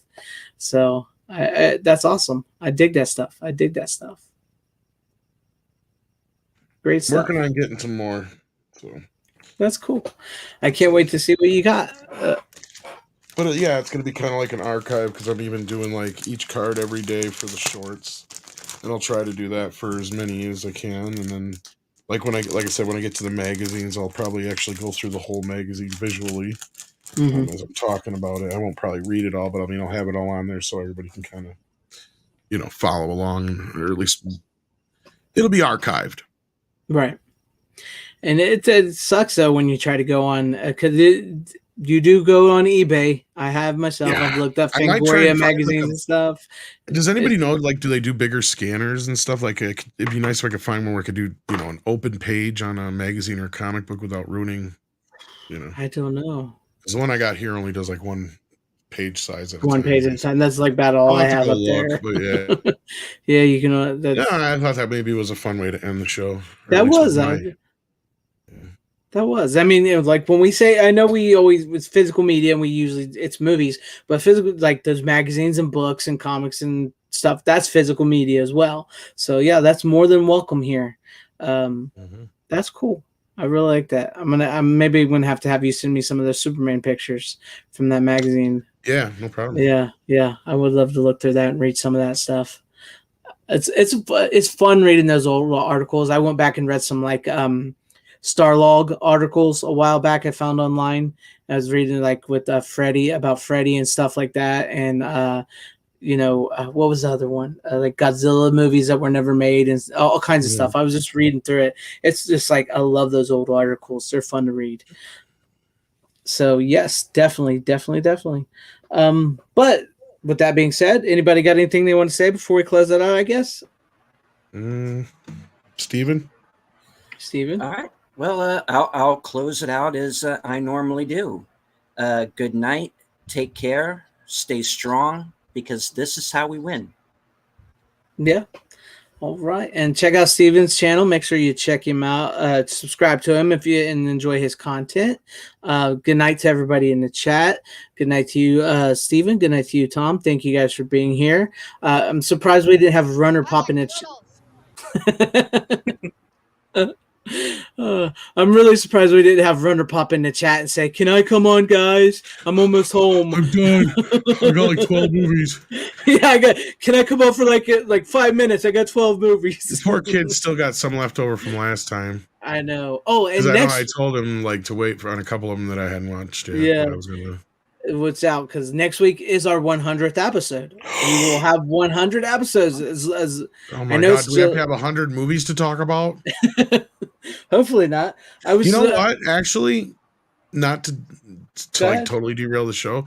Maybe that's what we should do, is like do our 100 favorite movies list or something. That would be. I mean, it'd be a little longer show, but I mean, yeah. If we kind of limit talking about each movie to like really short amount, well, 100 movies, that's a lot. That's a lot. Maybe that's a lot. 10 movies, your favorite 10 movies you brought on the show. Like, or maybe like Steven or whatever, come on and we do 25 each, or top 25. I was thinking about inviting some people, maybe some special guests. Yeah, never mind. You already had plans. I'm not going to plan your show. No. That's good. I was going we can save that for some other day, though. That's a lot of work. But yeah, I was just thinking I was going to talk to you and Runner this coming week because I know it's July 4th weekend. July 4th is Tuesday. July 5th is when we would do the show. So I don't know, how we're going to do it, who's going to be available with the holiday. So I was going to get with you and Runner and see what you guys want to do and whatnot. So we'll talk more, Tom. We'll talk more about what we plan on doing. But yeah, I love those ideals. I do like those ideals. But thank you once again to everybody in the chat, everybody watching. I appreciate you guys. Each and every one of you guys have a good night. You don't have to go home, but you can't stay here.